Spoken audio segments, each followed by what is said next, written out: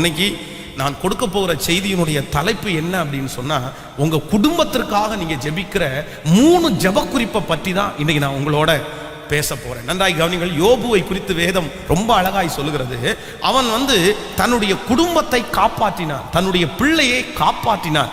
அவனுக்கு ஆண்டவர் சொன்னாரு, நீ இழந்த எல்லா ஆசீர்வாதத்தையும் உனக்கு 2 மடங்கு நான் தருவேன் அப்படின்னு ஆண்டவர் சொன்னார். அதே போல எல்லாத்தையுமே ஆண்டவர் 2 மடங்கு அவனுக்கு தந்தார். அவனுடைய ஆடுகள் 2 மடங்கு கிடைச்சு, ஒட்டகங்கள் 2 மடங்கு கிடைச்சிச்சு.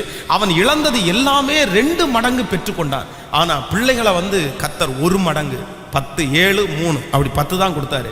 ஏன் அப்படின்னா, ஏற்கனவே அங்கே அடிபட்டு அந்த வீடு இடிந்து விழுந்து செத்து போன அந்த 10 பிள்ளைகளையும் யோபு எங்க கொண்டு போய் சேர்த்தான் அப்படின்னு சொன்னா, பரலோகம் கொண்டு போய் சேர்த்துட்டான். அப்போ உங்களுடைய குடும்பத்தை, உங்களுடைய பிள்ளைகளை நீங்க என்ன பண்றீங்களோ தெரியாது, அந்த பிள்ளைகளுக்கு பரலோகத்துல ஒரு இடத்தை நீங்க வாங்கி கொடுத்துடணும். உங்க கணவனாருக்கு பரலோகத்துல ஒரு இடத்தை வாங்கி கொடுத்துடணும். உங்க மனைவிக்கு ஒரு பரலோகத்துல இடத்தை வாங்கி கொடுத்துடணும். உங்க பிள்ளைகளுக்கு பரலோகத்துல இடத்தை வாங்கி கொடுத்துடணும்.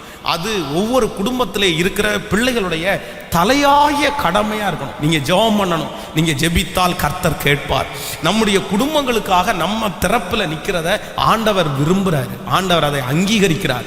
நீங்க ஜெபிக்கலன்னா தான் ஆண்டவர் வருத்தப்படுவார். அதான் நீங்கள் ஏலியை குறித்து வேதத்துல வாசிக்கும் போது வேதம் சொல்லுது, ஏலியின் மக்கள் பேலியாளின் மக்களா இருந்தார்கள். அப்ப அந்த பிள்ளைகளை கூப்பிட்டு ஏலி பேசுறான், என் மக்களே, நான் கேள்விப்படுகிற செய்தி நல்லதல்ல. நீங்கள் ரொம்ப தப்பு பண்றீங்க. மனுஷனுக்கு விரோதமாய் மனிதன் எழும்பினால் நியாயாதிபதிகள் தீர்த்து வைப்பார்கள். ஒருவன் கர்த்தருக்கு விரோதமாய் பாவம் செய்வானேயாயில் அவனுக்காக விண்ணப்பம் பண்ணத்தக்கவன் யார் அப்படின்னு தன்னுடைய பிள்ளைகளை பார்த்து பேசுறாரே தவிர தன்னுடைய பிள்ளைகளுக்காக திறப்புல நிக்கல. அப்போ நீங்க ஒவ்வொரு பெற்றோர்களும் நீங்க ரொம்ப கவனமா இருங்க.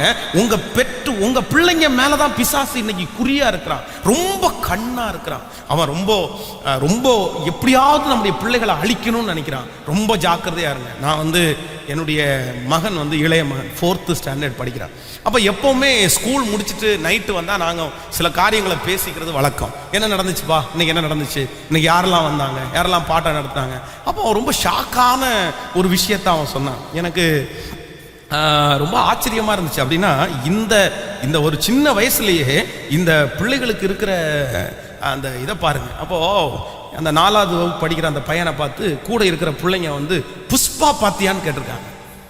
புஷ்பா பாத்தியா அப்படின்னு நான் அதான் எழுதி வச்சு எனக்கு அந்த பேர் மறந்துச்சு, அதனால தான் பார்த்து சொல்றேன் பாருங்க. புஷ்பா பாத்தியான்னு கேட்டிருக்காங்க. உடனே இவன் கேட்டிருக்கிறான், புஷ்பான்னா என்னன்னு கேட்டிருக்கிறான். ஐயோ, உனக்கு தெரியாதா, புஷ்பான்றது ஒரு மூவி, ஒரு படம் அப்படின்னு. உடனே இவன் என்ன சொல்லியிருக்கான்னா, இல்லை எங்க டாடி பாஸ்டரா இருக்காங்க, நாங்க எங்க வீட்டில் சினிமா எல்லாம் பார்க்க மாட்டோம் அப்படின்னு சொல்லியிருக்கான். சொன்ன உடனே இன்னொரு புள்ள சொல்லுதாமா, கிறிஸ்டின்ஸ் ஏன் இப்படி அன்லக்கியா இருக்காங்கன்னு கேட்டிருக்கு. கிறிஸ்டின்ஸ் ஏன்னா ஒரு சினிமா பார்க்காதனால அவன் யாராமா, அன்லக்கியாமா. சோ எனக்கு தலைய வெடிச்சு போச்சு. டேய் என்னடா பேசிட்டு இருக்கிற? ஆமா டாடி, எங்க கூட இருந்த ஒரு பொண்ணு, அவ பேரை சொல்லி அவ சொல்றா, கிறிஸ்டின்ஸ் எல்லாம் ரொம்ப அன்லக்கிடா, ஏன்னா சினிமாவே பார்க்க முடியாதா அப்படின்னு சொல்லியிருக்கா அப்படின்னு. உடனே அப்போ எந்த அளவுக்கு நம்முடைய பிள்ளைகளை இந்த உலகம் இழுக்கிறதுல எந்த அளவுக்கு அது தீவிரமா இருக்கு பாருங்களேன். இன்னைக்கு நம்முடைய பிள்ளைகளுக்குள்ள விசுவாசத்தை கொண்டு வரவே முடியாத அளவிற்கு நிறைய சந்தேகங்களை பிள்ளைகளுக்குள்ள போட்டுக்கொண்டே இருக்குது. சுற்றி இருக்கிற பிள்ளைங்க எல்லாம், உங்க கடவுள் எதுலாம் சக்தி, அதுக்கு என்ன விளக்கம், இதுக்கு என்ன விளக்கம். இப்ப ஏன்னா கடைசி காலங்களில் ஞானம் பெருத்து போகும், அறிவு பெருத்து போகும். அதனால எல்லாருமே படிக்க ஆரம்பிச்சாங்க, எல்லாருமே தெரிய ஆரம்பிச்சாங்க. வேதம் சொல்லுகிறது, கண்டு விசுவாசிக்கிறவனை விட காணாமல் விசுவாசிக்கிறவன் பாக்கியவான். நீங்களும் நானும் ஆண்டவரை எப்படி விசுவாசிச்சோம்னா, காணாம தான் விசுவாசிச்சோம். பாஸ்டர் சொன்னதை அப்படியே நம்பினோம். இது நடந்துச்சுடா அப்படின்னா ஆமேன் அப்படின்னோம், பொழந்துச்சுடா அப்படின்னா பொழந்துச்சு அப்படின்னோம். இன்னொருத்தர் எப்படி பொழந்துச்சுன்னு கேட்டா, ஆள் பலார்னு ஒன்று வச்சு போடா, எப்படி பொழந்துச்சுன்னு கேட்குற, கர்த்தர் இடத்துல போய் சந்தேகப்படுற அப்படின்னு நம்ம நிறைய பேர் தீவிரமா நின்னோம். ஆனா இப்ப என்னன்னா, நம்முடைய பிள்ளைகளுக்கு அப்படிப்பட்ட ஒரு கேள்வியை கேட்கும் போது ஒரே நிமிஷம் அந்த பிள்ளை சர்க்காய் அப்படி நிக்குது. அப்படியா?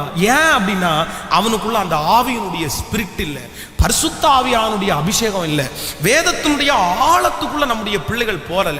அதனால நம்முடைய பிள்ளைகளுக்கு சிலர் சந்தேகங்களை எழுப்பி விடும்போது ஆண்டவர் மேலேயே ஒரு சந்தேகம் வருது. இன்னைக்கு வரைக்கும் எனக்கு கர்த்தர் மேல ஒரு சந்தேகம் வந்ததில்லை. அப்படி ஒருவேளை ஏதாவது எனக்கு தெரியாம போயிடுச்சுன்னா நம்முடைய குருவி மூளைக்கு அது எட்டல்ல அப்படின்னு தான் நினைச்சிருக்கிறேனே தவிர சந்தேகம் எல்லாம் படல. இன்னொன்னு நினைப்பேன், ஒருவேளை பரலோகத்துல போகும்போது எல்லா கொஸ்டினையும் எழுதி வச்சுட்டு போயிட்டு இதுக்கு விளக்கம் என்னன்னு ஒரு பைபிள் ஸ்டடி ஆண்டவர்கிட்ட எடுக்க சொல்லிடுவோம் அப்படின்ற கான்செப்ட் நம்ம வந்தோம். ஆனாலும் இந்த சந்தேகப்படுற வேலையெல்லாம் நம்மகிட்ட இல்லவே இல்லை. அவரை நம்பிட்டோம். குருட்டுத்தனமான நம்பிக்கை. வாழ்வானாலும் அவர் தான், சாவானாலும் அவர் தான், என்ன ஆனாலும் அவர் தான். அவரை விட்டெல்லாம் நம்ம எடுக்க மாட்டோம். ஏகப்பட்ட திருஷ்டாந்தரங்கள் இருக்கிறது. கர்த்தர் பெரியவர்ன்றது எனக்கு தெரியும். அவருடைய ரட்சிப்பை நான் உணர்ந்திருக்கிறேன். அவருடைய பிரசன்ஸை நான் அனுபவிச்சிருக்கிறேன். அதனால அவரை விட்டு நம்மளை பிரிக்க முடியாது. ஆனா நம்ம பிள்ளைங்க அந்த பிரசன்ஸ் எல்லாம் உணராததுனால சந்தேக வார்த்தைகளை பேசும்போது அவங்க ரொம்ப டிஸ்டர்ப் ஆகுறாங்க, நம்மகிட்ட கேள்வி கேட்குறாங்க. இன்னொன்று, நம்ம நிறைய பேர் நிறைய கஷ்டப்பட்டோம். நம்ம வாங்கின மோட்டார் பைக்கு நம்ம வாங்கினது அழுதழுது ஜெபம் பண்ணி வாங்கினோம். நம்ம குடியிருக்கிறதுக்கு பணம் அழுதழுது வாடகை கொடுத்தோம். ஜெபம் பண்ணி தான் ஒன்னொன்னா பெற்றுக்கொண்டோம். ஆனால் நம்முடைய பிள்ளைங்க அப்படி இல்லை. இப்போ கட்டளை மட்டும்தான் இடுறாங்க. எனக்கு நாளைக்கு காலையில் ஸ்கூலுக்கு போகும்போது இது வேணும் அப்படின்றாங்க. அது கரெக்டாக அவங்களுக்கு இருக்குது. இன்னைக்கு மதியானம் நான் சாப்பிட்றதுக்கு என்ன ஆப்பிள் வாங்கி வச்சாச்சா, ஆரஞ்சு வாங்கி வச்சாச்சா அப்படின்னு இன்னைக்கு நம்ம பிள்ளைங்க நம்மகிட்ட ரூல்ஸ் போடுறாங்க. அவங்களுக்கு கஷ்டம்னா என்னன்னே தெரில. ஆனால் நம்ம வீட்டில் இருக்கிற காலத்தில் நம்ம போய் அதை ரூல்ஸ் போட பலார்னு ஒன்று வச்சுட்டு இருக்கிற கஞ்சி தண்ணியை குடிச்சிட்டு ஓடிடுமாங்கண்ணே. பழமாமா பழம், உங்கள் அப்பா என்ன பெரிய பணக்காரன் நினச்சியா வாங்கி உனக்கு கொலையில இருந்து அவிழ்த்து உன் கையில் கொண்டு வந்து ஊட்டி விடுறதுக்கு போடா அப்படின்னு நம்மளை திட்டுவாங்க நம்முடைய முன்னோர்கள். ஸோ நம்ம எல்லாத்தையுமே கஷ்டப்பட்டு தான் வாங்கினோம், ஜெபம் பண்ணி தான் வாங்கினோம். அதனால எல்லாத்தையும் ஆண்டவரிடத்துல ஜெபம் பண்ணி வாங்கினதுனால நம்முடைய விசுவாசம் ரொம்ப பெருகிருச்சு. ஆனா நம்முடைய பிள்ளைகளுக்கு எல்லாம் சுலபமா கிடைக்கிறதுனால அவங்க விசுவாசம் ரொம்ப குறைவா இருக்கு. அதனால ஏதாவது ஒரு விதத்துல உங்க பிள்ளைகளை கர்த்தர் சோதிக்கிறாருன்னா, ஏதாவது ஒரு பாதையில அனுப்புறாருன்னா நீங்க துக்கப்படாதீங்க, நீங்க வருத்தப்படாதீங்க. ஐயோ என் பிள்ளைக்கு ஏன் இப்படி, என் பிள்ளைக்கு ஏன் இப்படி, என் பிள்ளை இந்த பாதையில தான் கடந்து போகணுமே, எல்லா பிள்ளைகளும் நல்லா இருக்குது, என் பிள்ளை மட்டும் ஏன் இப்படி கஷ்டப்படுதுன்னு நினைக்காதீங்க. அவனை இழுக்கிறதுக்கு ஏதோ ஒன்று வேணும், அவன் ஆண்டவரை தேடுறதுக்கு ஏதோ ஒன்று வேணும், அவன் ஆண்டவரை உறுதியா பற்றி பிடிக்கிறதுக்கு ஏதோ ஒன்று வேணும். அதுக்காகத்தான் கர்த்தரை அனுமதிச்சிருக்கிறாரே தவிர உங்க பிள்ளைய அழிக்கணும்ன்ற நோக்கம் கர்த்தருக்கு இல்லை. உங்க பிள்ளைய சந்தோஷப்படுத்த வேண்டான்னு நினைக்கல. நான் நம்புறேன் அந்த பிள்ளை விசுவாசத்துல கெட்டியா வளருவான், அந்த பிள்ளை நல்லா இருக்கும், அந்த பிள்ளை ஆசீர்வாதமா இருக்கும். இன்னைக்கு நோயாளியா இருக்கிறாங்களா உங்க பிள்ளைங்க? இன்னைக்கு உங்க பிள்ளைகளுக்காக நிறைய ஜெபிக்க வேண்டியது இருக்குதா? உங்க பிள்ளை ரொம்ப பலவீனம், உங்க பிள்ளை ரொம்ப ஞான குறைவு, நான் சொல்றேன் அஞ்சாதீங்க. அவனைத்தான் கர்த்தர் ஸ்பெஷலாய் தெரிந்து கொள்வார். அவர் தான் ரொம்ப ஆண்டவரை தேடுவான், அவன் தான் ஆண்டவரை ரொம்ப பிடிப்பான். அதனால அதை குறித்து ஆண்டவருடைய பிள்ளைகள் கவலையே படக்கூடாது. சில பிள்ளைகளை ஆண்டவர் கொண்டு வர்றதுக்கு அப்படிப்பட்ட சூழ்நிலையை வைப்பாரு. நம்மளை கொண்டு வர்றதுக்கு ஒரு சூழ்நிலையை வச்ச கர்த்தர் நம்ம பிள்ளைகளை கொண்டு வர்றதுக்கும் அப்படிப்பட்ட ஒரு சூழ்நிலையை வைக்கணும். அப்போ இது எல்லாம் பார்க்கும்போது நம்ம என்ன அப்படின்னா, நம்முடைய குடும்பத்திற்காக நம்ம ரொம்ப ஜெபிக்கிறதற்கு கடமைப்பட்டிருக்கிறோம். ஒவ்வொரு தேவனுடைய பிள்ளைகளும் நான் சொல்றேன், நம்முடைய குடும்பத்தை வேற ஒண்ணுமே பாதுகாக்காது, ஜெபத்தை தவிர வேற எதுவுமே பாதுகாக்காது. இன்னைக்கு உங்க பிள்ளைங்க சின்ன பிள்ளைங்களா இருக்கலாம், இன்னைக்கு உங்க கணவன் ஆவிக்குரிய கணவனா இருக்கலாம், ஆனா நாளைக்கு என்ன நடக்குதுன்னு நமக்கு தெரியாது. அதனாலதான் ஆண்டவர் சொல்றாரு, முன்கூட்டியே நீ ஜெபம் பண்ணு, சோதனைக்கு உட்படாதபடி விழித்திருந்து ஜெபம் பண்ணுங்கள் அப்படின்னு ஆண்டவர் சொல்றாரு. எப்பா சோதனை வரப்போகுது, நான் உங்களை விட்டு போக போறேன், அதனால அந்த சோதனையில நீங்க நின்று பிடிக்கிறதுக்கு முன்னாடியே ஜெபம் பண்ணுங்க, 1 மணி நேரமாவது ஜெபம் பண்ணுங்கன்றாரு. ஆனா சீடர்கள் படுத்து தூங்குனாங்க. ஆனா அதுக்கப்புறம் ஆண்டவர் சொல்றாரு, இனி படுத்து இளைப்பாருங்க, நீங்க தூங்குங்க, மனுஷகுமாரன் பாவிகளுடைய கையிலே ஒப்பு கொடுக்கிறதுக்கு நேரம் வந்துச்சு. அதுக்கப்புறம் அவனால ஜெபம் பண்ணவே முடியல. வேதம் சொல்லுது எல்லாருமே சிதறி போனார்கள். இவங்க மட்டும் ஆரம்பத்தில் ஜெபம் பண்ணியிருந்தாங்கன்னா ஆண்டவரை பிடிக்கும் போது கண்டிப்பா சிதறி போயிருக்க மாட்டாங்க. அந்த ஜெபம் அவங்கள காப்பாத்திட்டு இருக்கும், அந்த தூதன் அவங்கள காப்பாத்திருப்பான், அந்த பிரசன்னம் அவங்கள சுமந்திருக்கும். அப்போ ஒரு காரியத்தை ஆண்டவர் பேசும்போது வந்ததுக்கு அப்புறம் இல்ல, உங்க பிள்ளைங்க வளர்ந்ததுக்கு அப்புறம் இல்ல, உங்க பிள்ளைங்களை கல்யாணம் பண்ணி கொடுத்ததுக்கு அப்புறம் இல்ல, பிரச்சனை வந்ததுக்கு அப்புறம் இல்ல, அதுக்கு முன்கூட்டியே ஜெபிக்கிறவர்கள் பாக்கியவான்கள். ஆமேன் சொல்லுங்கள். அப்போ எல்லாரும் நம்முடைய குடும்பத்தில் என்ன பண்ணணும்னா, நம்ம வீட்டை எப்படி தான் பாதுகாக்க முடியும்னா ஜெபத்திலேயே பாதுகாக்க முடியும். சொல்லுங்க எல்லாருமே. உங்க கணவனார ஜெபத்தில் தான் பாதுகாக்க முடியும் சிஸ்டர். உங்க மனைவியை ஜெபத்தில் தான் பாதுகாக்க முடியும் பிரதர். உங்க பிள்ளைகளை ஜெபத்தில் தான் பாதுகாக்க முடியும். நான் சொல்றேன், ஜெபம் பெரிய ஆயுதம். இந்த ஜெபம் உங்க பிள்ளைகளை எந்த சிக்கல்லையும் மாட்ட விடாது. இந்த ஜெபம் உங்க பிள்ளைகளை தப்புவித்து கொண்டு வரும். இந்த ஜெபம் உங்களுடைய பிள்ளைகளுக்கு மறுபடியும் உயிரை கொடுக்கும் என்று வேதம் சொல்லுகிறது. நீங்கள் ராஜாக்களின் புஸ்தகத்திலே 2வது ராஜாக்களிலே வாசிக்கும் போது வேதம் ரொம்ப அழகாய் சொல்லுகிறது. அப்படின்னா ஒரு தீர்க்கதரிசியை ரொம்ப விசாரித்த அந்த அம்மா, இவளுக்கு என்ன குறைவு, இவளுக்கு ஏதாவது நம்ம செய்யணுமே, இவ்வளோ நம்மளை விசாரிக்கிறாங்களே அப்படின்னு சொல்லும்போது உடன் ஊழியன் சொல்ற, அந்த அம்மாவுக்கு பிள்ளை இல்லையா, ஒரு பிள்ளை கொடுத்தா நல்லா இருக்கும். உடனே அந்த பிள்ளைக்கு ஒரு பிள்ளை, உடனே ஒரு ஆண் பிள்ளை பெத்தெடுக்குது. சில வருடங்கள் தாண்டி அந்த பிள்ளை ரொம்ப நோய்வாய்ப்பட்டு அந்த பிள்ளை மரிச்சே போயிருச்சு, செத்து போயிருச்சு. அவ்வளோதான். உடனே அந்த அம்மா விடலாம் செய்யல. எப்படி அது நான் விடலாம், என் பிள்ளை மரிச்சு போன பிள்ளைய நான் விடமாட்டேன்னு சொல்லி அந்த தீர்க்கதரிசி உட்கார்ந்துருந்த அந்த பெட்டுக்கு மேல அந்த பிள்ளைய போட்டுட்டு அது பாட்டு கீழே வந்து உட்கார்ந்துருந்துச்சு. நீ என்ன வேணாலும் பண்ணிக்கோ, என் பிள்ளை உயிரோட வரணும். அதுக்கப்புறம் உடன் ஊழியரை அனுப்புறான். அந்த உடன் ஊழியர் வந்து பார்த்துட்டு என்னால முடியலையானும் போது தீர்க்கதரிசியே வந்து அந்த குழந்தை மேல தன்னுடைய கையை முகத்தை கண்ணை வச்ச உடனே அந்த குழந்தை 7 டைம் தும்மி அப்படியே எழும்பி நின்றுச்சுன்னு வேதம் சொல்லுது. அப்போ தன்னுடைய பிள்ளைய வந்து காப்பாற்றுகிற ஒரு தாய். ஆண்டவருடைய பிள்ளைகளுக்கு அந்த அபிஷேகம் உங்களுக்கு வேணும். நீ போ, நீ கேட்கல இல்ல, நீ எந்த போக்கு வேணாலும் போ, நீ சாகு அப்படின்னு நம்ம சொல்லக்கூடாது. நீ விழுந்து போ அப்படின்னு சொல்லக்கூடாது. நீ அனுபவிப்ப அப்படின்னு சொல்லக்கூடாது. நம்ம தான் திறப்புல நின்று அவங்கள காப்பாற்றணும். எத்தனை பேர் ஆமோதிக்கிறீர்கள்? மோசேக்கு விரோதமாய் ஆண்டவர் ரொம்ப கோவப்பட்டு அவனுக்கு விரோதமாய் முறுமுறுத்து நான் மோசையை கொன்னே ஆகணும் அப்படின்னு எழும்பும் போது சிப்போரால் இன்னொரு நாட்டுக்காரி, அவளுக்கும் கர்த்தருக்கும் சம்பந்தமே இல்லை.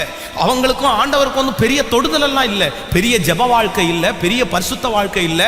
அவங்களுடைய சன்னதியே அப்படிப்பட்ட சன்னதி. ஆனா தன்னுடைய கணவனாரை காப்பாற்றணும் அப்படின்னு சொல்லி அந்த இடத்துல தன்னுடைய பிள்ளையினுடைய நுனி தோலை அறுத்து போட்டு சொல்றா, இவர் என் ரத்த சம்பந்தமான புருஷன், நான் விடமாட்டேன் ஆண்டவரே. மோசையினுடைய உயிரை இன்னொரு அம்மா காப்பாற்றுவாங்க. பாருங்களேன், இங்க இருக்கிற ஒவ்வொரு பெண்மணிகளும் நீங்க சிப்போராளத்தான் இருக்கணும். நீங்க சிப்போராளத்தான் இருக்கணும். நான் சாக போறேன், சூசைட் பண்ண போறேன்னு சொல்ற கணவனார போய் செத்துரு அப்படின்னு சொல்லிடக்கூடாது. அவனை வாழ வைக்கணும். நீ ஏன் அப்படி சொல்றீங்க? நான் இருக்கிறேன், நான் உங்களை ஜெபிச்சு காப்பாத்துவேன் நீங்க சொல்லணும்.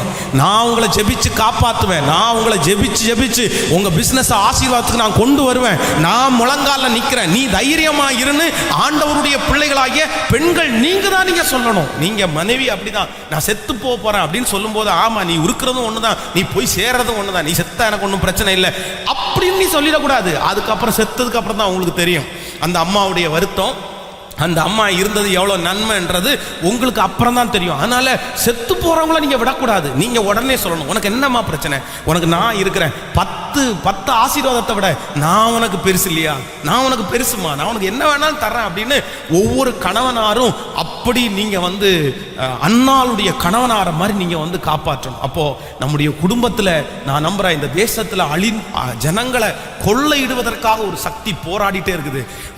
அந்த சக்தியிலிருந்து நம்முடைய குடும்பத்தை காப்பாற்றுவதற்கு கர்த்தர் உதவி செய்வார். ஆமென். நம்முடைய வீட்டிலே அகால மரணங்கள் இருக்கக்கூடாது. நம்முடைய வீட்டிலே இளம் வயதுல மரணம் இருக்கக்கூடாது. எல்லாரும் முதிர் வயதுல தான் மரிக்கணும். ஆமென் சொல்லுங்கள். எத்தனை பேர் ஆமோதிக்கிறீங்க? ஹல்லேலூயா. விசுவாசிக்கிறீங்களா? எல்லாரும் அதற்காக ஜெபிக்கணும். கையை எல்லாரும் மேல உயர்த்தி, தகப்பனே என் குடும்பத்திற்காக திறப்பிலே நிற்கிறதற்கு எனக்கு பலன் தாரும். கேளுங்க எல்லாரும் கேளுங்க. என் மகனுக்காக நான் திறப்பில் நிற்கணும், என் மனைவிக்காக நான் திறப்பில் நிற்கணும், என் பிள்ளைகளுக்காக நான் திறப்பில் நிற்கணும். எல்லாரும் ஜெபிங்க, சத்தத்தை உயர்த்தி ஜெபிங்க. தகப்பனே இஸ்ரவேலின் ஜெயபலமானவர், இஸ்ரவேலின் ஜெயபலமானவர், அவர் பொய் உரையாத கர்த்தர். எல்லாரும் சத்தமாய் ஜெபம் பண்ணுங்க. ஆண்டவரே என்னுடைய குடும்பத்தை காப்பாற்றுகிறவர் நீர்தான் ஆண்டவரே. ஆண்டவரே நான் என்னுடைய குடும்பத்தை காப்பாற்றுகிறவர். நாங்க எல்லாரும் கர்த்தரை ஆராதிக்கணும். நானும் என் வீட்டாருமோ வென்றால் கர்த்தரையே சேவிப்போம், கர்த்தரையே சேவிப்போம். ஹல்லேலூயா. நானும் என் வீட்டாரும் உம்மையே நேசிப்போ, உமக்காய் வாழுவோ, உம் நாமம் சொல்லுவோ. சேர்ந்து பாடுவோம். எபினேசர் எபினேசர்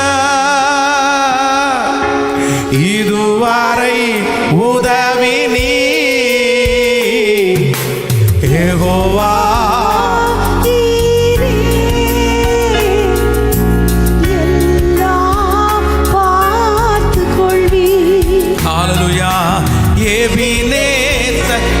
சத்தமா அப்பனே இதுவரை ஹalleluya யெகோவா ஈரே எல்லாம் பார்த்துக் கொள்வே. ஆமென். நம்முடைய பிள்ளைகளை சத்துருடைய கையில நம்ம யாரும் கொடுக்க போறது இல்லை. ஆமென் சொல்லுங்கள். நம்முடைய குடும்பத்தில் இருக்கிற யாரையும் நம்ம சத்துருடைய கையில கொடுக்க போறது இல்லை. எல்லாருக்கும் என்ன வேணும் அப்படின்னா சொல்லுங்க, தீர்க்க ஆயுசு வேணும். சத்தமா எல்லாரும் சொல்லுங்க, எல்லாரும் சொல்லுங்க, தீர்க்க ஆயுசு. உங்க கணவனாருக்கு தீர்க்க ஆயுசு வேணும், உங்க மனைவிக்கு தீர்க்க ஆயுசு வேணும், உங்க பிள்ளைகளுக்கு தீர்க்க ஆயுசு வேணும். அதான் கடந்த நாட்களிலே ஒரு செய்தி ரொம்ப அப்படியே மனசையே ஒடுங்குற செய்தி. 3 காரு, ஒவ்வொரு காரும் 1 கோடி ரூபாய். 1 கோடி ரூபாவில் 3 கார் வாசல்ல நிற்கும். ஒரே பையன், பயங்கரமான ஆசீர்வாதம், பெரிய பணக்காரங்க. அந்த பையன் அவங்க அம்மா அப்பாட்ட வற்புறுத்தி சண்டை போட்டு, இல்லை இல்லை எனக்கு கண்டிப்பாக டியூக் அப்படின்ற ஒரு பைக் எனக்கு கண்டிப்பாக அது வேணும், அது இல்லைன்னா நான் எங்கேயும் போக மாட்டேன் அப்படின்னு சண்டித்தனம் பண்ணி பயங்கர பிரச்சனை பண்ணி அவங்க அம்மா அப்பா பார்த்தீங்க அப்படின்னு சொன்னா அவன்கிட்ட, டே 3 கார் இருக்குடா, எந்த கார் வேணாலும் நீ எடுத்துகிட்டு போட்டு ரொம்ப சேஃப்டியாக இருக்கும், நீ ஏன்டா இப்படி பண்ணுற, இல்லை எனக்கு வேணும்னு அடம் பிடிச்சி வாங்கி அந்த அந்த வண்டியில் ஒரே ஒரு ட்ரிப்பு தாங்க. அவன் ஒரு 300 கிலோமீட்டர் ஒரு ட்ரிப்பு போயிட்டு போனவன் தாங்க, திரும்ப அவன் பாடி தாங்க வந்துச்சு. இன்னைக்கு 3 காரம் அவனுடைய வீட்டில் அவனுக்காக சும்மா வெயிட் பண்ணிட்டு இருக்கு. அந்த இருதயம் எவ்வளோ பயப்படும், அந்த அம்மா அப்பாவுடைய இருதயம் எவ்வளோ கஷ்டப்படும். அதனால வாலிப தம்பிங்க தங்கச்சிங்க ஒவ்வொருத்தரும் உங்க அம்மா அப்பாவுக்கு என்ன வாங்கி கொடுக்கணும்னு உங்களுக்கு தெரியும், அவங்களுக்கு தெரிகிறத நீங்க செய்யுங்க, அவங்க கொடுக்கறத நீங்க வாங்குங்க, அது உங்களுக்கு ரொம்ப பிளெஸ்ஸிங்கா இருக்கும். ஆமே. அதனால எல்லா பக்கமும் இப்படி பிசாசு இருக்கும்போது கர்த்தர் நம்மை காப்பாற்றுகிறவர். ஒரு 3 ஜெப குறிப்பை வேகமாக சொல்லி நான் ஜெபித்து முடிக்கிறேன். நம்பர் 1, முதலாவதாக நம்முடைய குடும்பத்திற்காக நம்ம ஜெபிக்க வேண்டிய முதல் ஜெப குறிப்பு ஆதியாகமம் 17ஆம் அதிகாரத்தை எடுத்துக்கொள்ளுங்கள். ஆதியாகமம் 17ஆம் அதிகாரத்திலே 18வது வசனத்தை வாசிக்க போகிறோம். ஆதியாகமம் 17ஆம் அதிகாரத்திலே 17ஆம் அதிகாரத்திலே 18வது வசனத்தை சேர்ந்து வாசிக்கலாம். இஸ்மவேல் 17லேருந்து வாசிக்கலாம். அப்பொழுது ஆபிரகாம் முகம் குப்புற விழுந்து நகைத்து, 100 வயதானவனுக்கு பிள்ளை பிறக்குமோ, 90 வயதான சாராய் பிள்ளை பெறுவாளோ என்று தன் இருதயத்திலே சொல்லிக் கொண்டு, இஸ்மவேல் உமக்கு முன்பாக பிழைப்பானாக என்று ஆபிரகாம் தேவனிடத்தில் விண்ணப்பம் பண்ணினான். ஆமேன் சொல்லுங்கள். கர்த்தருடைய பிள்ளைகளே, நன்றாய் கவனிங்கள். இந்த இடத்திலே ஆபிரகாம் தன்னுடைய மகனாகிய இஸ்மவேலுக்காக ஒரு ஜெபம் பண்றார். என்ன ஜெபம் பண்றா அப்படின்னா, இஸ்மவேல் உமக்கு முன்பாக பிழைப்பானாக. என்ன ஜெபம் பண்றான்? பிழைப்பானாக. ஸோ நம்பர் 1, முதலாவதாக நம்முடைய குடும்பத்தில் இருக்கிற எல்லாருக்காகவும் நம்ம எதற்காக நம்ம ஜெபிக்கணும்னா, நம்முடைய பிள்ளைகள் நல்லா பிழைக்கணும் அப்படின்னு ஜெபம் பண்ணணும். எப்படி ஜெபம் பண்ணணும்? சத்தமா சொல்லுங்க. பிழைப்பது என்கிறது வெறும் வாழ்றது மட்டும் இல்லை. சிலர் சொல்லுவாங்கல்ல, ஒரு ஜானு வயத்துக்காக வாழ்றேன், ஒரு ஜானு வயத்துக்காக. இன்னைக்கு நிறைய பேர் பிழைக்கவே இல்லைங்க, தங்களுடைய வாழ்க்கையில பிழைக்கல. எப்ப மரணம் வரும்னு நினைக்கிறாங்க, எப்ப சாவு வரும்னு நினைக்கிறாங்க. தங்களுடைய வாழ்க்கையை தாங்கள் வாழ்கிற வாழ்க்கையை ரொம்ப கடினமா தான் வாழ்றாங்க. வேண்டாம், என்னை ஏன் இப்படி ஒரு மனுஷ ரூபத்துல கடவுள் என்ன உண்டாக்கினாரு, நான் ஏன் என் தாயின் வயிற்றிலிருந்து இப்படி வந்தேன், நான் ஒரு மனுஷனா இருக்க வேண்டியது இல்லை, நான் ஒரு மனுஷியா வர வேண்டியது இல்லை. தன்னுடைய பிறப்பை கொடுத்து தன்னுடைய பிழைப்பை குறித்து நிறைய பேர் சந்தோஷப்படல, துக்கப்படுறாங்க. இப்படி ஒரு பிழைக்கிறதுக்கு நான் ஒரு எரும மாடா பிறந்திருக்க மாட்டானா, ஒரு கோழியா பிறந்திருக்க மாட்டானா அப்படின்னு மனசுல நினைக்கிறவங்க நிறைய பேர். ஏன் அப்படின்னா, அவங்க வாழ்ற வாழ்க்கை அவங்களுக்கு சூனியமா இருக்குது, அவங்களுக்கு ரொம்ப பிரச்சனையா இருக்குது. ஏதோ வாழணுன்றதுக்காக வாழ்றோம், பிள்ளைகளுக்காக வாழ்றோம். சரி, என்ன பண்றது, அப்படிதான் சாப்பிட்றோம். இல்லை இல்லை, நான் நம்புறேன் நீங்க எல்லாரும் எப்படி இருக்கணும்னா, நீங்க பிழைக்கணும். அது எப்படி பிழைக்கணும்னா, நன்றாய் பிழைக்கணும். ஆமேன் சொல்லுங்கள். உங்க பிள்ளைங்க நல்லா பிழைக்கணும். இந்த ஜெபத்துல இருக்கிற அன்பு தாயே தகப்பனே, நீங்க ஒருவேளை பிழைக்காம இருக்கலாம். நான் பிழைக்கவே இல்லை பாஸ்டர், நான் பிழைக்கல, இந்த பட்டணத்துல நான் பிழைக்கல, எனக்கு பிழைக்க தெரியல, எனக்கு வாழ தெரியல, என்னுடைய பிழைப்பெல்லாம் நான் விட்டுட்டேன். ஆனா நான் நம்புறேன், நீங்க பிழைக்கல, ஆனா உங்க பிள்ளைகளை கர்த்தர் இந்த பட்டணத்துல பிழைக்க வைப்பார், நீங்க இருக்கிற இடத்துல பிழைக்க வைப்பார். உங்கள் பிள்ளைகள் பிழைப்பார்கள். கைகளை எல்லாரும் சத்தமாய் உயர்த்தி சொல்லுவோம், ஆண்டவரே உன்னுடைய உங்களுடைய பிள்ளைகளுடைய பேரை சொல்லுங்கள். அப்பா என் பிள்ளை பொழைக்கட்டும்னு சொல்லுங்க சத்தமா. ஹல்லேலூயா. முழு பலத்தோட சொல்லுங்க, ஆண்டவரே என் புள்ள பொழைக்கணும், என் புள்ள வாழணும் சொல்லுங்க. சத்தமா எல்லாரும் ஜெபிக்கணும். நீங்க ஜெபம் பண்ணீங்கன்னா உங்க பிள்ளைய கர்த்தர் பிழைக்க வைப்பார். உங்க பிள்ளைய கர்த்தர் நல்லா பிழைக்க வைப்பார். மரணம் அவனை தொடாது, சங்கார தூதன் அவனை தொட முடியாது, அசுத்தன் அவனை தொட முடியாது, மரண கண்ணிகள் தொட முடியாது, ஆபத்துகள் தொட முடியாது. சத்தமா குடும்பத்துல எல்லாருக்காகவும் ஜெபிங்க. வாலிப தம்பிங்க தங்கச்சிங்க கையை உயர்த்தி உங்க அம்மாவுக்காக, உங்க அப்பாவுக்காக, உங்களுக்காக, ஆண்டவரே உமக்கு முன்பாக நாம் பிழைக்கணும் ஆண்டவரே, நாம் பிழைக்கணும் ஆண்டவரே, நாம் பிழைக்கணும். ஹல்லேலூயா. இன்னைக்கு நிறைய ஜனங்களுக்கு பிழைக்க முடியல, பிழைக்க தெரியல, எப்படி பிழைக்கிறதுனே தெரியல. அவ்வளோ எல்லாம் விலைவாசி ரொம்ப அதிகமாக இருக்குது, சம்பளம் ரொம்ப குறைவாக இருக்குது, பிழைக்கிறதுக்கே கடினமாக இருக்குது. பாருங்க, இலங்கை தேசத்தில் ஜனங்கள் பிழைப்பிற்காக அவ்வளோ கஷ்டப்படுறாங்க, ரொம்ப கஷ்டப்படுறாங்க. எப்படி பிழைப்பேன்னே தெரியலையே, எப்படி நான் அத்தனை பேர் ரோட்டில் வந்திருக்காங்க. அப்போ இலங்கையிலே தெரிந்த ஒரு டாக்டர், அவர்களுக்கு நான் கால் பண்ணி எப்படி இருக்கீங்க, இலங்கையில் நான் ரொம்ப செய்தியெல்லாம் நாங்கள் ரொம்ப குறைவாக கேள்விப்படுறோமே, நீங்கள் எப்படி சுகமாக இருப்பீங்க? அப்போ அவங்க சொல்லும்போது ஒரு பெரிய சாட்சி, பாஸ்டர் என்னமோ தெரில, ஆண்டவரை நம்பினதுனால என்னமோ தெரில, எங்களுக்கு இந்த காலத்தில் கர்த்தர் எங்களை நல்லா பிழைப்பூட்டுறாரு, கர்த்தர் எங்களுக்கு வருமானத்தை நிறைய தந்தாரு, நாங்கள் கஷ்டப்படவே இல்லைன்னு அவங்க சொன்னாங்க. அப்போ நான் நம்புகிறேன், நம்ம பிள்ளைங்க ஆண்டவரை நம்புனாங்கன்னா பஞ்சமுள்ள காலத்தில் கூட அவன் ஆத்துமாவை பிழைக்க பண்ணுறதற்கு கர்த்தர் காகங்களை அனுப்புவார். உங்கள் மகளை காகங்களை கர்த்தர் அனுப்பி போஷிப்பார். நம்முடைய குடும்பத்தை கர்த்தர் போஷிப்பார். நம்மை பிழைக்க வைக்கிற கர்த்தர் அவர். ஹல்லேலூயா. நம்மை ஆண்டவர் இந்த உலகத்தில் படைத்தாரே, ஆனால் நம்மளை பிழைக்கவும் வைப்பார். ஆமென். ஹல்லேலூயா. அவரை நம்பி வந்திருக்கிற நீங்க பிழைக்காம போக மாட்டீங்க. அப்போ உங்களுடைய பிள்ளைகளுக்காக நீங்க ஜெபிக்க வேண்டியது அப்படிதான். ஃபர்ஸ்ட் ஜெபம் உங்க குடும்பத்திற்காக ஜெபிக்கிறது. எல்லாருமே நம்ம வீட்டில் என்ன பண்ணணும்னா சொல்லுங்க, எல்லாருமே பிழைக்கணும். சத்தமா சொல்லுங்க. எதுவுமே அவங்கள கொல்லக்கூடாது சொல்லுங்க. எதுவுமே அவங்கள கொல்லக்கூடாது. நம்ம பிள்ளைகள் பிழைக்கணும். அதான் ஒரு பாப்பா அவங்க ரொம்ப உடல்நிலை சரியில்லாமல் இருக்கும்போது அவருடைய தகப்பனார் இயேசுவிடத்தில் கேட்குறார், இந்த மாதிரி என் மக ரொம்ப சுகவீனமாக இருக்கிறா, நீங்கள் ஒரு ஜெபம் பண்ணா என் புள்ள பொழைச்சிரும் அப்படின்னு சொல்கிறாங்க. உடனே ஆண்டவர் சொல்கிறாரு, வாப்பா, நிறைய பேர் அங்கே நல்ல சாட்சி சொல்கிறாங்க, இவன் கண்டிப்பாக நல்ல மனுஷன், நீங்கள் போய் ஜெபம் பண்ணுங்க அப்படின்னு. உடனே ஆண்டவர் அவங்க பின்னாடியே போகிறார்.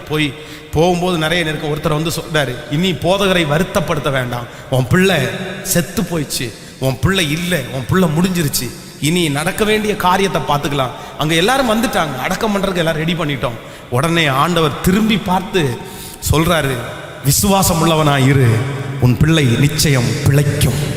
இன்றைக்கு யாரோ ஒருத்தருக்கு கண்ணீரோடு அந்த வார்த்தையை கேட்கிற, என் பிள்ளை முடிஞ்சிச்சு பாஸ்டர், என் பொண்ணு முடிஞ்சிருச்சு, என் பையனுடைய வாழ்க்கை முடிஞ்சிருச்சு, இனி அவன் பிழைப்பான் அப்படின்ற நம்பிக்கை இல்லை, திரும்ப அவன் சபைக்குள்ள வருவான்ற நம்பிக்கை இல்லை, திரும்ப ஆண்டவருக்காக அவன் வாழ்வான்ற நம்பிக்கை இல்லாமல் ஏதோ ஒரு அம்மா அப்பா இன்னைக்கு கண்ணீர் வடிச்சிட்டு இருக்கலாம். ஆனால் கர்த்தர் தான் உங்களிடத்துல பேசுறாரு, நீ விசுவாசம் உள்ளவளா இரு, நீ விசுவாசம் உள்ளவனா இரு, உன் பிள்ளை பிழைக்கும், உன் பிள்ளை பிழைக்கும், உன் பிள்ளை பிழைக்கும். உன் பிள்ளையை பிழைப்பூட்டுகிற கர்த்தர் அவர் தான். உன் பிள்ளைய உலகத்தில் ஜெனிப்பித்தவர் அவர்தான்.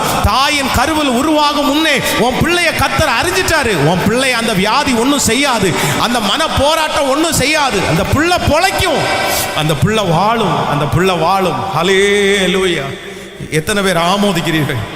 உங்க பிள்ளைய சங்கார தூதன் கொண்டு போறதுக்கு கர்த்தர் அனுமதிக்கவே மாட்டார். கையை எல்லாரும் உயர்த்தி சத்தமாய் ஒரு ஜெபத்தை செய்யுங்க. ஆண்டவரே, என் குடும்பத்தில் இருக்கிற எல்லாரும் பிழைக்கணும்னு சொல்லி ஜெபம் பண்ணுங்க சத்தமா. ஹல்லேலூயா. சகோதரி, இன்னைக்கு உங்க கணவனாருக்காக நீங்க ஜெபிக்கிற ஜெபம் நடக்க போகிற ஒரு பெரிய ஆக்சிடென்ட்ல இருந்து அவரை தப்பிக்க போகிறது. பிரதர், உங்க குடும்பத்தை கர்த்தர் காப்பாற்ற போறாரு. இந்த ஜெபம் ஒரு நாள் உனக்கு பாதுகாப்பு சுவராக வந்து நிற்கும், உங்க குடும்பத்திற்கு பாதுகாப்பு சுவராக வந்து நிற்கும். நாளைக்கு நடக்க போறது என்னன்னு தெரியல, கையை உயர்த்தி சத்தமா சொல்லுங்க.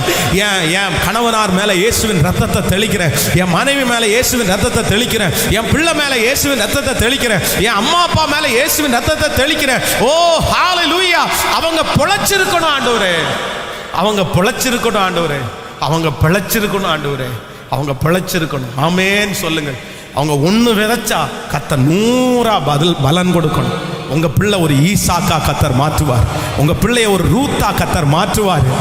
உங்க பிள்ளைய ஒரு எஸ்தராய் கர்த்தர் அபிஷேகம் பண்ணுவார். உங்க மகனை கர்த்தர் ஒரு தாவீதாய் கர்த்தர் வைப்பார். உங்க மகனை ஒரு தானியேலாய் கர்த்தர் வைப்பார். ஹல்லேலூயா.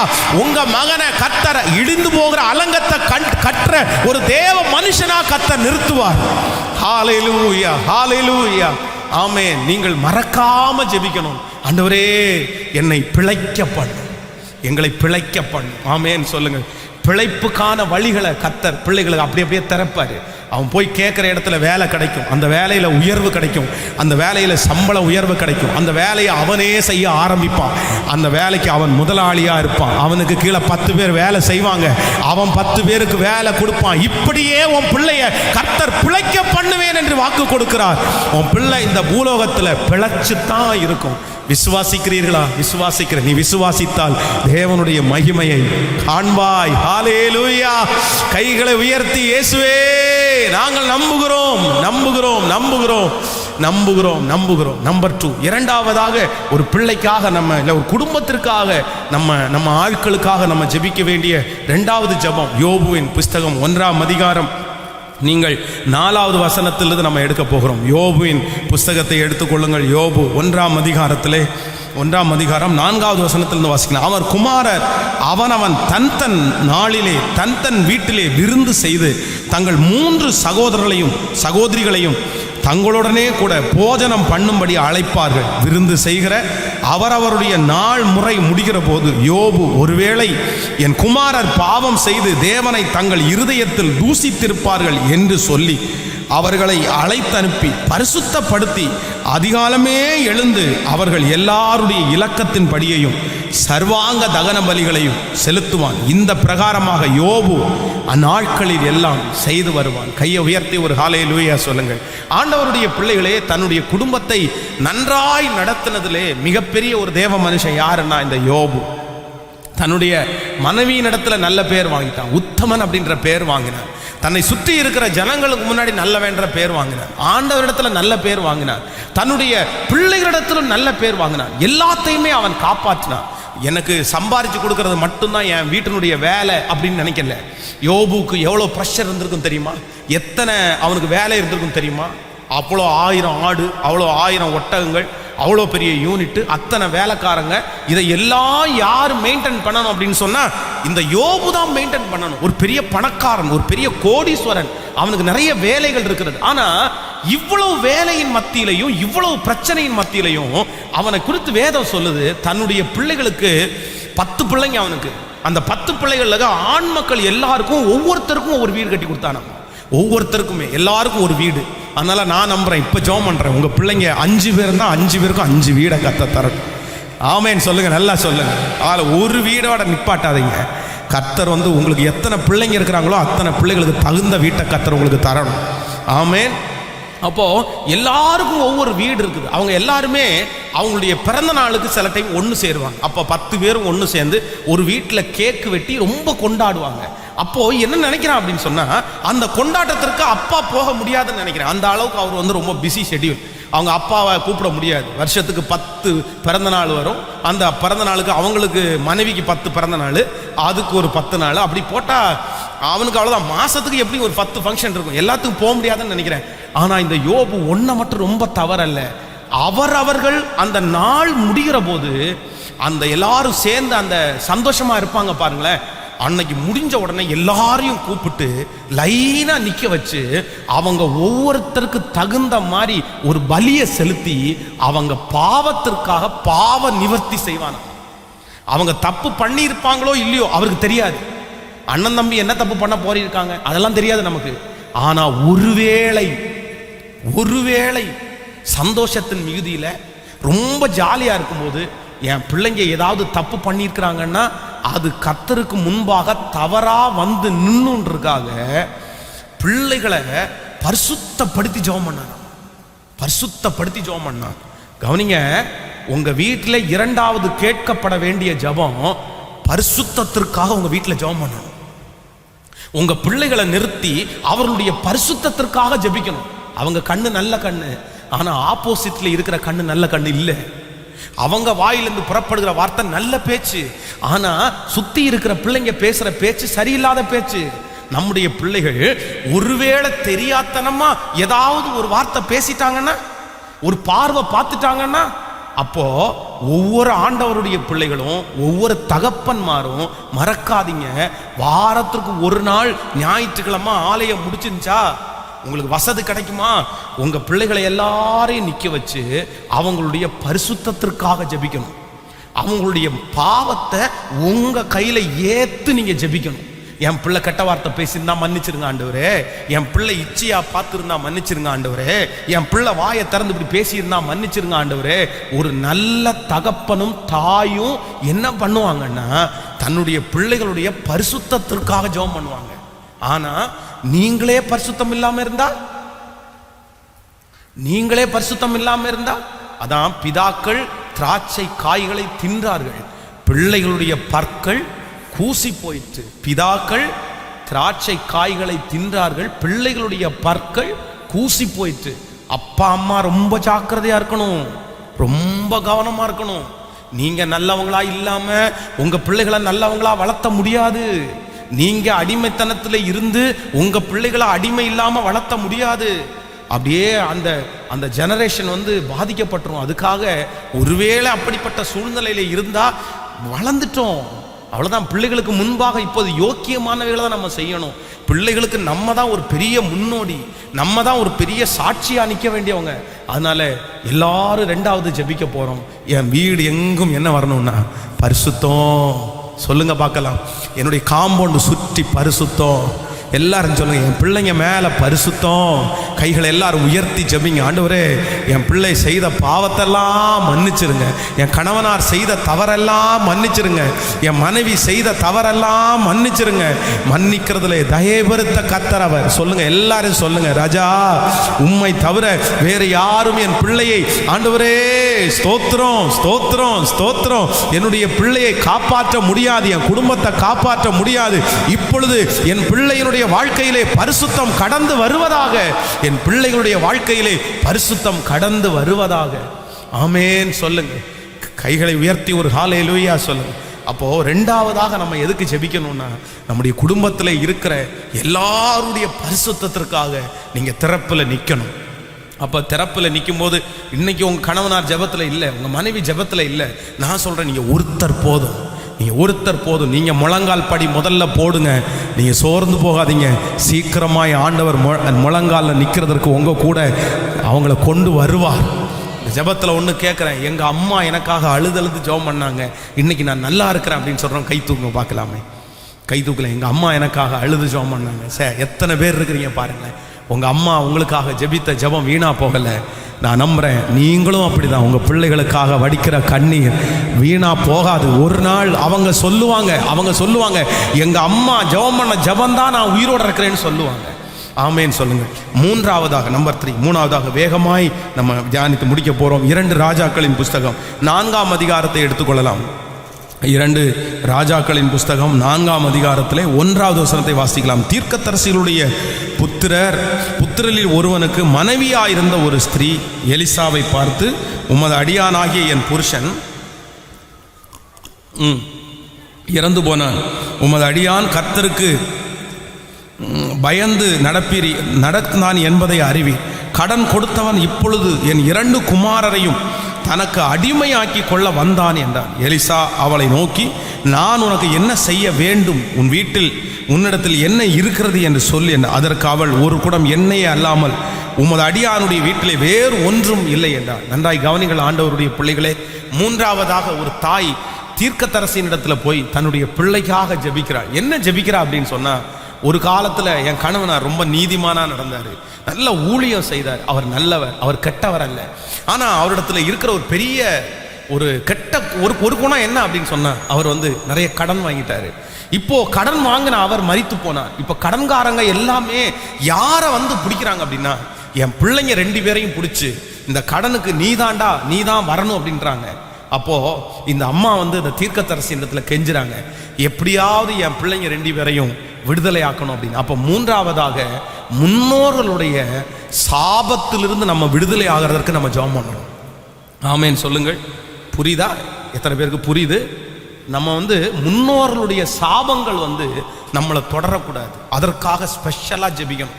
இந்த அம்மா அவர் கடன்காரரா இருந்தாரு, ஆனா அவர் வாங்கின கடத்தை என் பிள்ளையிடத்துல கேட்கறாங்க. இப்போ அந்த கடனுக்கு என் பிள்ளைங்க நிக்க வேண்டியதா இருக்கு. அவருக்கு மட்டும் இல்ல பிரச்சனை, என் பிள்ளைகளுக்கும் சேர்ந்து பிரச்சனை. அப்போ அப்பாவுக்கு பொத்தலான கை, பிள்ளைகளுக்கு நிறைய பேருக்கு பொத்தலான கை. அம்மாவுக்கு வியாதி, அப்பாவுக்கு வியாதி, பிள்ளைகளுக்கு நிறைய பேருக்கு வியாதி. நான் என்ன சொல்றேன் அப்படின்னு சொன்னா, இனி உங்க பிள்ளைங்க மேல ஓடுற ரத்தம் இயேசு கிறிஸ்துவனுடைய ரத்தமாய் மாறணும். உங்க ரத்தம் இயேசுவின் ரத்தமாய் மாறணும். அந்த முன்னோர்களுடைய எந்த சாபமும் உங்களையோ உங்கள் பிள்ளைகளையோ தொடவே கூடாது. ஆண்டவரே, நான் கடன் வாங்க கூடாது, நான் சாட்சியா நிற்கணும், நான் அந்த வியாதியில அகப்படக்கூடாது. நான் நம்புறேன் கர்த்தர் அப்படியே உங்களுக்கு செய்வார். முன்னோர்கள் மரித்து போனவர்களை நீங்க ரொம்ப கனப்படுத்துனீங்க அப்படின்னு சொன்னா, சில நேரத்தில் அவர்களுடைய பெயரை சொல்லி பிசாசு உங்க வாழ்க்கையில விளையாண்டுருவான். அதனால ரொம்ப கவனமா இருக்கணும். மரிச்சு போயிட்டாங்களா விட்டுருங்க.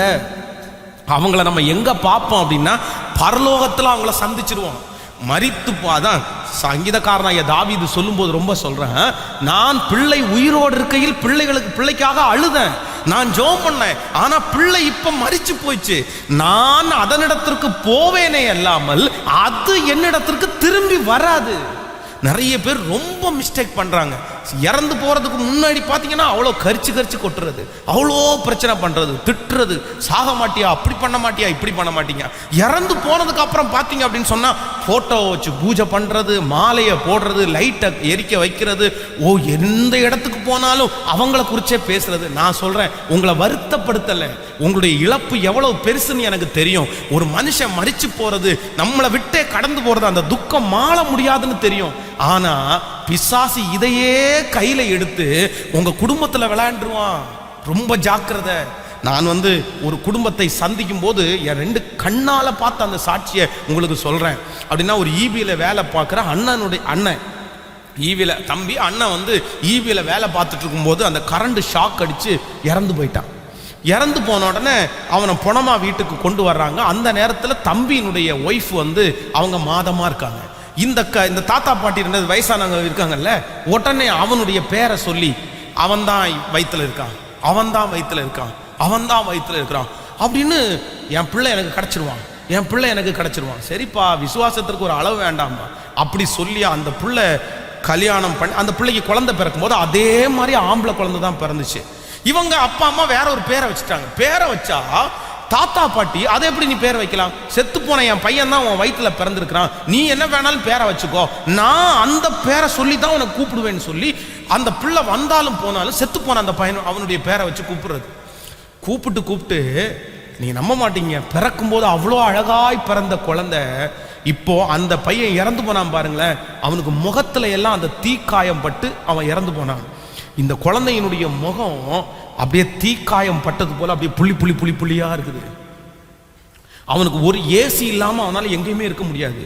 எப்பவுமே அவங்க அம்மா அப்பாட்ட சொல்றான், எனக்கு ரொம்ப உஷ்ணமா இருக்கு, எனக்கு ரொம்ப உஷ்ணமா இருக்குது, எனக்கு உடம்பெல்லாம் ரொம்ப எரியிறமா இருக்குது, எனக்கு ஃபேன் போடுங்க, எனக்கு ஏசி போடுங்க. அவனுடைய உடம்பு அப்படியே வேர்த்துட்டே இருக்குது, அவனுடைய உடல் கொஞ்சம் கொஞ்சமாய் அதே மாதிரி மாறிட்டே இருக்குது. நான் அந்த சாபத்தை கட்டி அவனுக்காக நான் ஜெபம் பண்ணேன். ரொம்ப வருத்தத்தோட ஷேர் பண்றேன் ஆண்டவருடைய பிள்ளையை. அந்த குடும்பத்துக்காக நான் இன்னைக்கு வரைக்கும் அழுது ஜெபம் பண்ணிட்டு இருக்கிறேன். அந்த பிள்ளையை கர்த்தர் அதுல இருந்து காப்பாற்றணும். ரொம்ப ரொம்ப டேஞ்சர், ரொம்ப டேஞ்சர். ரொம்ப அப்படி சொல்லக்கூடாது. மரித்து போன ஒருத்தரை திரும்ப திரும்ப பேசுறது அது நியாயம் இல்லை, அது நியாயம் இல்லை. அவர் அப்படி பார்த்தேன், இப்படி பார்த்தேன், சொப்பனத்துல பார்த்தேன், அவர் வந்துட்டாரு, என்கிட்ட மீன் குழம்பு கேட்டாரு, கறி குழம்பு கேட்டாரு, எனக்கு கிழங்கு வச்சு கொடுக்க சொன்னாரு. இதெல்லாம் என்ன பேச்சு, என்ன பேச்சு இது? அவங்க அவ்வளவுதான், ஒரு வருஷத்துக்கு ஏதோ வருஷாந்தரத்துக்கு ஒரு 40 நாள், ஒரு 16வது நாள் ஒரு ஜெபம் வச்சுட்டோம், ஒரு 40 நாள் ஒரு ஜெபம் வச்சுட்டோம். சரி, ஓகே, ரொம்ப பற்றுதல், ஒரு வருஷத்துக்கு ஒரு ஜெபம் வச்சுட்டோம், அவ்வளவுதான். இது வேற கிறிஸ்டின்ஸ் இந்த கல்லறை திருநாள்னு ஒன்று வச்சிருக்கிறாங்களா? நம்ம ஆட்களை கையிலே பிடிக்க முடியாது. என்னமோ அவர் திரும்பி மரிச்சு போனவரை போட்டோ போட்ட உடனே அவருக்கு முன்னாடி போயிட்டு 2 அழுத உடனே அவர் திரும்பி வர்ற மாதிரி என்ன பண்ணிட்டு இருக்கிறீங்க, என்ன செஞ்சிட்டு இருக்கிறீங்க? ஒரு ஆண்டவருடைய பிள்ளைக்கு கல்லறை திருநாள் தேவையா? ஒரு கல்லறைக்கு மரித்து போன அவங்க எக்காலம் தொனிக்கப்படும் போது அவர்கள் எழுந்திருப்பார்கள். ஆண்டவர் மரித்தவர்களுக்காக ஓலமிட சொல்லவே இல்லை. அவ்வளோ பெரிய மோசைக்காகவே 40 days தான் கொடுத்தாரு. அவ்வளோதான், போதும், கிளம்புங்க அப்படின்னாரு. நீங்க என்னன்னா வருஷம் கல்லறை திருநாளுக்கு போயிட்டு இருக்கிறீங்க. என்னது இது? என்னதான் அன்பா இருந்தாலுமே மறக்க வேண்டாமா? மறந்துதான் ஆகணும், விட்டுதான் ஆகணும். இனி நம்ம அங்க போய் தான் சந்திப்போம். அதுக்கு முன்னாடி இருக்கிறவங்களையும் கஷ்டப்படுத்துவீங்களா? இருக்கிறவங்களையும் வருத்தப்படுத்திடுவீங்களா? நீங்க அழுறதுனால கூட இருக்கிறவங்க வருத்தப்படல? கூட இருக்கிறவங்க எவ்வளவு கஷ்டப்படுறாங்க அதெல்லாம் நிறைய பேருக்கு கண்ணுக்கே தெரியாது. நீ எப்படி வேணாலும் போ, ஆனா எனக்கு ஃபீல், நான் சொல்றேன் கண்டிப்பா இருக்கு. அதெல்லாம் வலி வந்தவங்களுக்கு தான் தெரியும். உண்மையா அப்படிதான். அந்த வலி எந்த வீட்டில் வரதோ அவங்களுக்கு வலி ஜாஸ்தியா இருக்கு. ஆனாலும் நம்ம இனி ஒன்றும் பண்ண முடியாது. அப்படி செஞ்சீங்கன்னா ஒருவேளை அவர்கள் ரட்சிக்கப்படாதவர்களா இருந்து அவர்களை பயன்படுத்தி பிசாசு உங்களை வஞ்சிச்சுட்டா, இறந்து போன தாத்தா மாதிரியே எப்படி இருக்கான் பாருங்க, அந்த பாட்டி மாதிரியே இருக்கிறான் பாருங்க, முடிப்பாரு அத மாதிரியே இருக்குது. என்னது இது பேச்சு?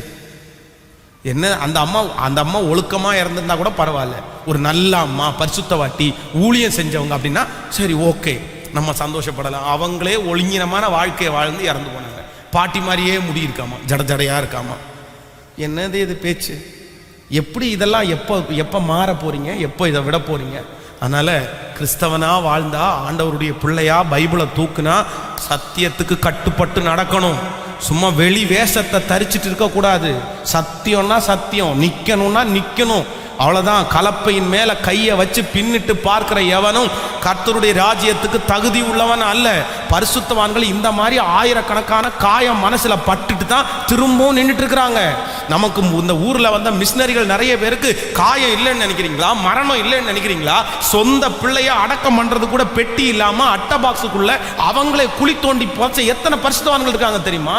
மனைவி இன்னொரு ஊர்ல பைத்தியக்காரியா மாறி கத்திய தூக்கிட்டு அலைஞ்சு ஒவ்வொரு நாளும் பைத்தியக்காரிடத்துல பாடுபட்டு இறந்து போன மனைவியை தன்னுடைய கைனால அடக்கம் பண்ண எத்தனை மிஷினரிகள் இருக்காங்க தெரியுமா? அவங்களுக்கு பாசம் இல்லையா? அவங்களுக்கு உறவு இல்லையா? அது அவங்களுடைய பிள்ளை இல்லையா? அதனால கிறிஸ்தவம் அப்படின்னு சொன்னா அப்படிதான் தைரியமா இருக்கணும். ஆமேன். உங்களை பார்த்து நிறைய பேர் தைரியப்படணும். சத்தமா சொல்லுங்க. உங்களை பார்த்த உடனே எல்லாருக்கும் வித்தியாசமா நீங்க தெரியணும். ஆமேன். ஹல்லேலூயா. துக்கம் இருக்கலாம், கொஞ்ச நாள் மட்டும்தான் இருக்க முடியும். அதுக்கப்புறம் எனக்கு அந்த துக்கம் இருக்காது. நான் முகமுகமாய் சந்திப்பேன். எல்லார் கையை உயர்த்தி, ஆண்டவரே எங்க குடும்பத்தில் அந்த சாபம், முன்னோருடைய சாபம் தொடக்கூடாது. சத்தமா சொல்லுங்க. எல்லாரும் நல்ல வைராக்கியமா ஜெபிங்க, வைராக்கியமா ஜெபிங்க, முழு பலத்தோட ஜெபிங்க. என் பிள்ளைய தொடக்கூடாது, என் மகளை தொடக்கூடாது. சோத்திரம். உங்க பிள்ளை யாராவது பக்கத்துல இருப்பாங்கன்னா தலை மேல கையை வச்சு ஜெபம் பண்ணுங்க. இயேசுவின் நாமத்தில் என் பிள்ளைய மறைக்கிறேன்னு ஜெபம் பண்ணுங்க. ஸ்தோத்திரம், ஸ்தோத்திரம், ஸ்தோத்திரம், ஸ்தோத்திரம், ஸ்தோத்திரம். ஹல்லேலூயா, ஹல்லேலூயா. பிள்ளைங்க ஸ்தோத்திரம் பண்ணுங்க. நல்ல ஸ்தோத்திரம் பண்ணி ஆமென்னு ரிசீவ் பண்ணுங்க. உங்க அம்மா ஜெபம் பண்றதை ரிசீவ் பண்ணுங்க. உங்க அப்பா ஜெபம் பண்றதை ரிசீவ் பண்ணுங்க. சத்தமா உங்க பிள்ளைகளுக்காக ஜெபம் பண்ணுங்க. இயேசுவே, நான் பட்ட எந்த கஷ்டமும் என் பிள்ளை படக்கூடாது, என் வியாதி என் பிள்ளைய தொடக்கூடாது. ஹல்லேலூயா. என்னுடைய கெட்ட பழக்கங்கள் ஒன்று கூட என் பிள்ளைக்கு வரக்கூடாது ராஜா. ஸ்தோத்திரம், ஸ்தோத்திரம், ஸ்தோத்திரம், ஸ்தோத்திரம். ஆமென் சொல்லுங்கள். இன்னைக்கு 3 காரியத்துக்காக நம்ம ஜெபிக்கணும். நம்பர் 1, முதலாவதாக நம்ம எல்லாரும் எதற்காக ஜெபிக்கணும்னா பிழைக்கிறதற்காக ஜெபிக்கணும். நம்ம எல்லாம் எப்படி பண்ணணுமாமா? பிழைக்க தெரியாதவங்களா இருந்துடக்கூடாது, பிழைக்கணும். பிழைக்கணும், நல்லா பிழைக்கணும். எப்படி பிழைக்கணும்? நம்பர் 2, இரண்டாவதாக எதுக்காக நம்ம ஜெபிக்கணும் சொல்லுங்க? பரிசுத்தத்திற்காக. நம்ம வீட்டை சுத்தப்படுத்தி ஜெபிக்கணும், நம்முடைய பிள்ளைகளை சுத்தப்படுத்தி ஜெபிக்கணும். அப்ப திறப்புல நின்று அவங்களுடைய பாவத்தை சுமந்து மன்னிப்பு கேட்டு ஜெபிக்கணும். நம்பர் 3, மூணாவது எதுக்காக ஜெபிக்கணும்? முன்னோருடைய சாபம் நம்முடைய பிள்ளைகளை தொடாம இருக்கிறதுக்கு நம்ம ஜெபிக்கணும். ஆமென். வாலிப தம்பிங்க, தங்கச்சிங்க, பிள்ளைங்க எல்லாம் கவனிச்சிங்க தானே? இயேசு உண்மை உள்ளவர். உங்க அப்பாவுக்கு இயேசு கிடைச்சதுனா, உனக்கு இயேசு ரொம்ப ஃப்ரீயா கிடைச்சதுனால நீ தயவு செய்து இயேசுவை சாதாரணமா எடை போட்டுறாத. உங்க அப்பா கிறிஸ்தவன், உங்க அம்மா கிறிஸ்தவனா இருந்ததுனால உனக்கு இயேசு ரொம்ப சுலபமா கிடைச்சிருக்கலாம். ஆனா இந்த இயேசுனுடைய மேன்மையை நீ தெரிஞ்சுக்கப்பா. நீ ரட்சிக்கப்படு. நீ உங்க அப்பா கிறிஸ்டின்ஸா இருந்தாலும் உங்க அம்மா கிறிஸ்தவங்களா இருந்தாலும் நீ ரட்சிக்கப்படணும். நீ அபிஷேகம் பெறணும். நீ ஆண்டவரோட நெருங்கணும். நீ ஆண்டவரோட பேசணும். நீ உனக்கும் ஆண்டவருக்கும் ஒரு தனிப்பட்ட உறவு கண்டிப்பா வேணும். உங்க அப்பா கிறிஸ்தவனா இருந்ததுனால நீ ஆண்டவருடைய பிள்ளையா மாறிட முடியாது. உனக்கும் ஆண்டவருக்கும் ஒரு இன்டிமேசி ஒன்று வேணும். அதை கர்த்தர் எதிர்பார்க்கிறார். ஆமே. பிள்ளைங்க ஸ்கூலில் சொல்றத பார்த்து சந்தேகப்படாத.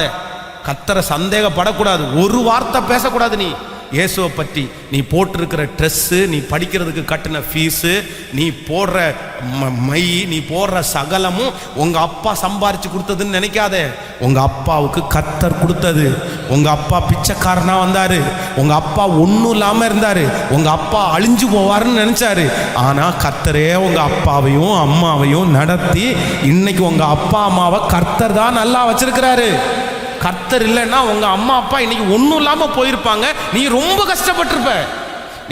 கஷ்டப்பட்டிருப்ப. அதனால உனக்கு எல்லாம் ஈஸியாக கிடைக்குதுன்றதுக்காக நீ விட்டுறாத. ட்ரெஸ்ஸை போடும்போது கர்த்தருக்கு ஸ்தோத்திரம் பண்ணு, பேனா வாங்கி கொடுக்கும்போது கர்த்தருக்கு ஸ்தோத்திரம் பண்ணு, ஜீசஸுக்கு தேங்க்ஸ் சொல்லு. ஆமேன். வாலிப பிள்ளைங்க கேட்டிங்களா? சின்ன பிள்ளைங்க கேட்டிங்களா? இயேசுக்கு என்ன சொல்லணும்? நன்றி சொல்லணும். உன்னை காரில் கொண்டு போய் விடுறாங்க, உனக்கு பஸ் புக் பண்ணி போகுது. ஆனால் உங்கள் அப்பா எத்தனை கிலோமீட்டர் நடந்து போனார் தெரியுமா ஸ்கூலுக்கு? உங்கள் அம்மா எவ்வளோ தூரம் நடந்து போனாங்க தெரியுமா? இன்னைக்கு உனக்கு பஸ்ஸு, உனக்கு காரு, உனக்கு பைக்கு. அதனால் கர்த்தர் கொடுத்த ஆசீர்வாதத்தை இருமாப்பா நீ ஆளக்கூடாது. அதனால் உனக்கு தேவன் கிடைத்ததற்கு கர்த்தருக்கு ரொம்ப நன்றி சொல்லு. பரிசுத்தமுள்ள கடவுள் யாருக்குமே கிடைக்காம உனக்கு தந்திருக்கிறாரு. ஹல்லேலூயா. எல்லாரும் அப்படி எழும்பி நிற்கலாம். Thank you Jesus. நான் நம்புகிறவர் பெரியவர். எல்லாரும் எழும்பி நின்று இந்த 3 ஜெப குறிப்பை கர்த்தர் தான் நம்மோட பேசி இருக்கிறார். ஸ்தோத்திரம். ஹல்லேலூயா. அவர் ஆபத்து நாளில் என் கூடவே இருப்பார். ஸ்தோத்திரம். எனக்கு ஒன்றும் குறையாமல் என்னை நடத்துவார். இதுவரை நடத்தி அவர் குறைவின்றி காத்தி எனக்கு எத்தனை மகிழ்ச்சியை ஆண்டவர் தந்தார். சோதனை எல்லாம் நான் கடக்கும் போது என் கர்த்தர் என்னோடு கூட இருந்தாரே. எல்லாரும் கர்த்தரை ஸ்தோத்திரம் பண்ணுங்க. சின்ன பிள்ளைகள் முதற்கொண்டு பெரியவர்கள் வரையிலும் கையை உயர்த்தி கர்த்தரை ஸ்தோத்திரம் பண்ணுங்க பார்க்கலாம். சத்தமா பத்தாது, சத்தத்தை உயர்த்தி ஸ்தோத்திரம் பண்ணுவோம். ஹல்லேலூயா. நன்றி ஆண்டவரே, நன்றி சொல்லுங்க. ஏசப்பாட்ட ஸ்தோத்திரம் பா. நீ நல்லவ, நீ நல்லவ, நீ நல்லவ, நல்லவ. ஓ நன்றி. ஆபத்து நாளில் அனுகூலமான துணையுமானீரே, நன்றி ஐயா. ஆபத்து நாளில் அனுகூலமான துணையுமானீரே, நன்றி ஐயா. நன்றி நன்றி ஐயா. எல்லாருடைய கரங்களை தட்டி ஓ நன்றி நன்றி ஐயா. இதுவரை நடத்தி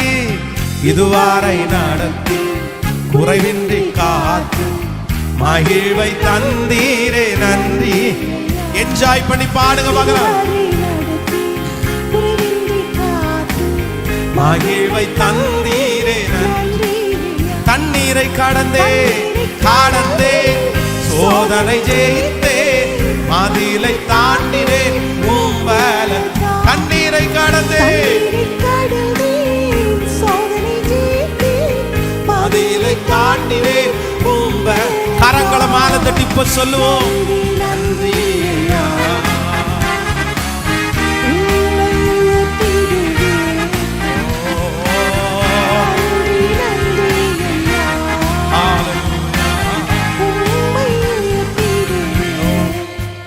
கரம் நீட்டி ஆசீர்வாதித்து எல்லையை பெருகி நீ, நன்றி ஐயா.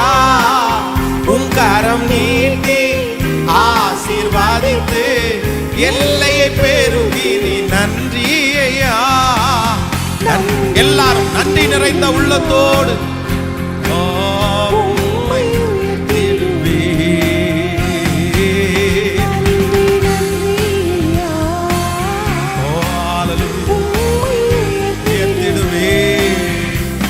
ஆமென்.